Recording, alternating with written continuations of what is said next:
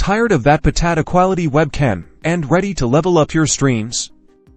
Let's transform your Nikon D3500 into a professional-grade webcam for Streamlabs in under 2 minutes. First, you'll need a few things: your Nikon D3500, a USB cable, a dummy battery, and the Nikon Webcam Utility software. The dummy battery is crucial to prevent your camera from shutting off midstream, as streaming for prolonged periods will drain your battery. Download the Nikon Webcam Utility from Nikon's website. I've put a link in the description for you. Install the Nikon Webcam Utility following the on-screen instructions. Once installed, connect your D3500 to your computer using the USB cable and power it on. Ensure your camera is set to movie mode. Now, open Streamlabs, go to Settings, then navigate to the camera settings. You should see Nikon Webcam Utility listed as an available camera option. Select it. Next, adjust your camera settings for optimal streaming. Set your aperture to around f/28 or f/4 for a nice blurred background. That professional bokeh look. Adjust your ISO to keep the image bright without introducing too much noise. Start low and gradually increase. Experiment with your shutter speed as well. Back in Streamlabs,